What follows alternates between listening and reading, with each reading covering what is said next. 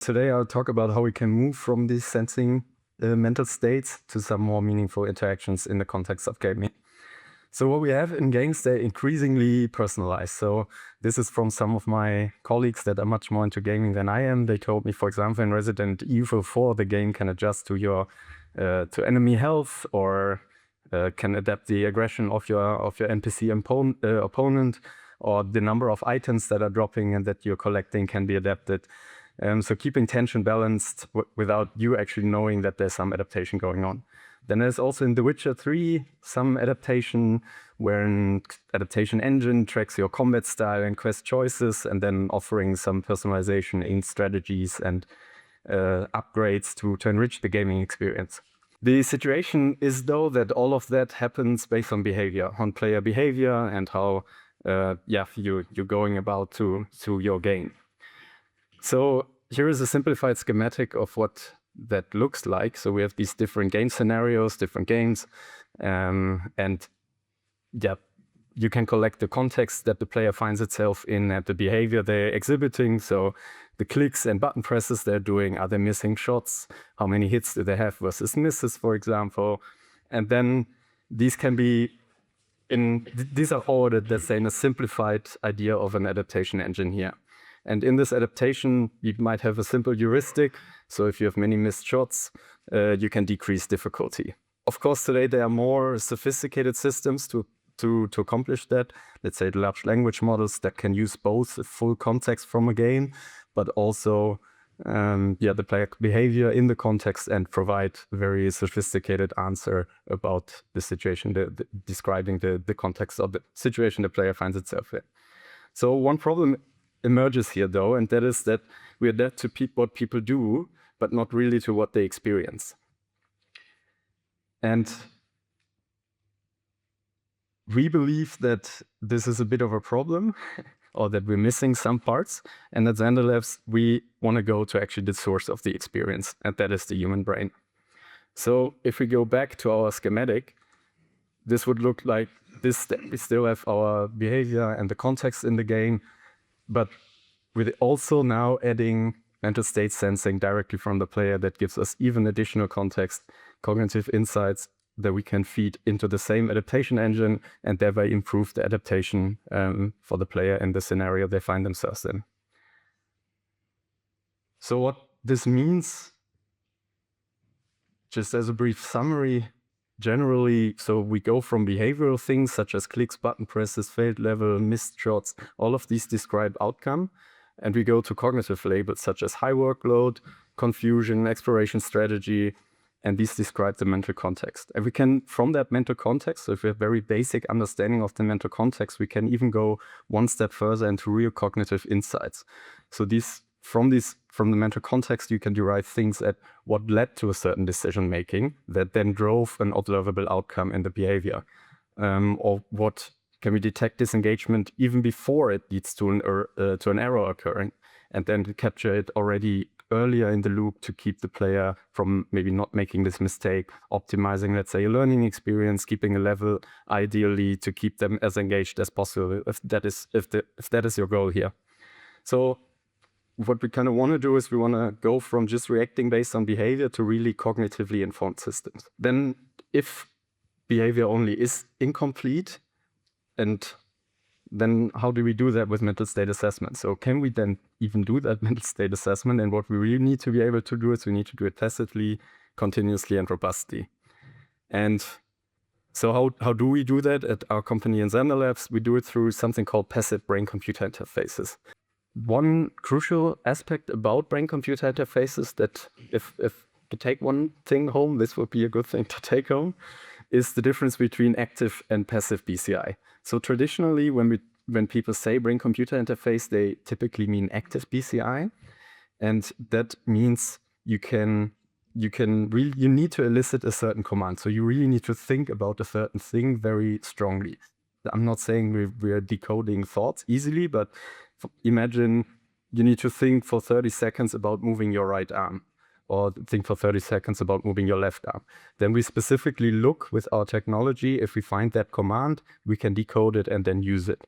But for that, you really need to be engaged for 30 seconds about thinking about a movement kind of. And then you can use that in your computer. A passive BCI, on the other hand, means we're just observing what you're naturally doing, your thoughts that are occurring naturally. So there's no need for command. It's not interfering on the user. Then we look for whatever's going on, we measure it and give it back to the machine. But it's very non-intrusive if you want. The challenge is to go from just sensing and having available brain data to decode it into this mental state representation that might have many more dimensions, not only one mental state. And this is our main challenges that we need to work on. And I'm just briefly showing that's a bit more technologically, but I think still be interesting to get an overview of what that whole field is working on. And this essentially three main challenges. So the first one is generalization. So you don't need to calibrate for a specific user again and again. So imagine like your Apple Watch with your heart rate detection or so wouldn't work out of the box, but you would need to train it for 2 hours. That would be very detrimental to user acceptance. So that's what we don't want to have. We want to be able to put this on a user and it work out of the box without the specific need for personalization. Then we want it to be as comfortable, quick to set up, and robust in real-world use as possible. And these systems need to be transparent because we're working with very personal and sensible data. So we need to make sure that whatever adaptation or whatever we're doing with this information is clearly and transparently informed back to the user. And we tackle, at Zander Labs, we tackle these in a project called NAFAS, Neuroadaptivity for Autonomous Systems. And this allows us to work on a set of tools that we need both on the hardware and software side to move this forward and to tackle these three main challenges. So I talked a little bit about this generalization across people before, that you can just apply it out of the box. That means universal. But universal also means for us that we really want to distill down some cognitive, like atoms of thought or atoms of cognition that are so general that they will apply to a lot of different scenarios in real world use. So whatever we record in the labs, we kind of make it such a general problem that this classifier will then work on more broader systems because it's capturing really an essence of thought, if you want. And here are some examples that I think we can all understand. There is something that we all know to be workload. There is something that we all understand what being focused is.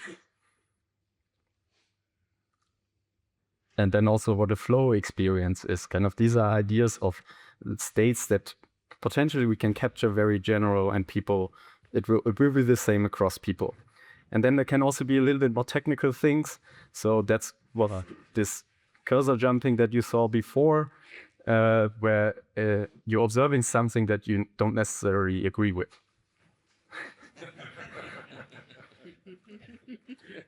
So this is what it looks like then in our lab. So for example, for workload, we're doing a task that is just relaxation in one condition and a difficult mathematical task that you cannot see it in the video, but it's just a subtraction. So imagine you need to subtract 34 from 2029 continuously for 30 seconds. It gets very, very complex in your head. And you see here in the video on the right also that this speedometer is, that's a live demo that is showing the workload. So in the math task, we observe that our workload metric is going up, and then with the person relaxing, it's going down. And down here for this error observation, I was showing the grid before. So this is a very good example of where the user is not giving an actual command. The target for the user here is really you want this jumping thing to go in the top right corner where the red situation is. And then it starts jumping randomly, and we observe you don't agree with this jump, you don't agree with this jump, with this one you agree more. But I hope this was already clear from the video before. Okay, so let's come to some applications for this community that we explored. And yeah, generally, so what is then interesting for us is that we do the adaptation, of course, now with the full battery of context, including our mental states. So we go from many missed shots, for example, then to mental state change, and then change the difficulty, and then do an adaptation. So I will have two examples here that use a rather simple heuristic that directly feeds a decoded mental state back into a game. And so this is one we built in-house.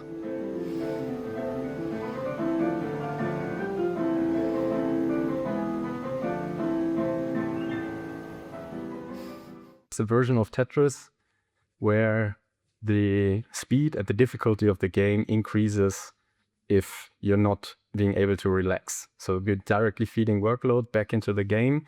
So as load becomes higher, the thing starts to move faster. So it's kind of like a training. Maybe there is somebody here that does something like biofeedback training, neurofeedback training, where you're actually tasked like, this is my workload. I'm getting stressed. It's starting to move faster. So I really need to, it's an amplifier for you to train on your relaxation. And you heard that a little bit in the music being adaptive. This is one idea. Here's one that might be a little bit more exciting. This is from a former colleague, a very good friend of mine. He's really interested in modifying Skyrim. And his idea was, okay, I really like to do spellcasting and like to be a magician or mage. And it would be nice if actually my spellcasting power is directly tied to my mental focus or so. So what he did is that he modeled that one dimension of how much power you have to cast a spell. You need to take a break again, do a breathing exercise, reset your focus, and then it will load up again for your next combat situation that you have mental powers again to cast your spells.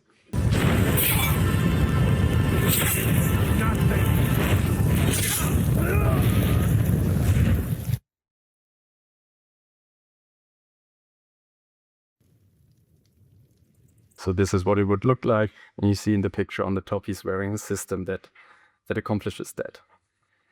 So these are ideas for implicit adaptation or adaptation that we can do. For us, a little bit, it's also about the next step.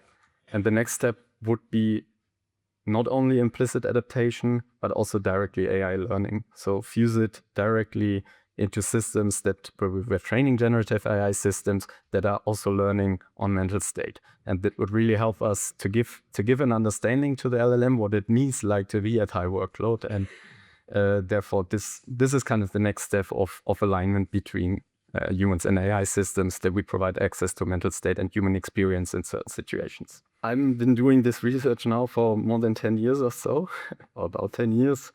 And it has always been a very lab-based, I was always in the lab and it's always very constrained. And the thing is, this is kind of now, it's the time to really get out of the lab. So there are always these barriers. We have fragile hardware, we have poor signal quality. You need a lot of computing power to do offline analysis, but a lot of these things have now improved. And it helps tremendously for actually being able to deploy these things in the real world and make them behave or make them perform more robustly in the real world. Mm-hmm. But we really need now this infrastructure to have systems out there in the real world where people can use this infrastructure and work on it. And that is kind of what we are providing as a company. So in this quarter, in the next quarter, we're launching this first integrated pBCI, passive BCI suite. So we developed these electrodes to wear on the head. We developed a small amplifier as well that comes along with these patches. The nice thing is they're easy to apply. Once they are on, you don't really notice them. So that's usually also a big differentiator from what I talk about, what we had in lab scenarios where, okay, you always know I have this thing on. And we have that together with our, what we call Seminize. So that's our software environment that enables decoding and these mental state classification. We have this for 3 universal classifiers, and we're kind of releasing more and more mental state decoding as we're going forward. And with this, I come to a last point that is also very important to me, is that whatever we do there, we do very responsible. And so that's the part I touched on before, but there are a couple of key principles that are really crucial here, I believe. So that's that we build in privacy already by design in whatever hardware we're releasing. Whatever adaptation we're doing is very transparent, so it maintains user agency. We avoid being manipulative, because that example also with the chatbot, I think it's easy to imagine to be manipulative there and actually steer, if you can not only see what would be your next prompt or how you're reacting in an ongoing chat with an LLM, but you get immediate response on your mental state, kind of, okay, what triggers you, what triggers a certain direction. If the LLM is able to learn this really fast, there's a lot of room to be very manipulative there, I think. And that's where we need to have some rules in place that we enhance human capability and not override it.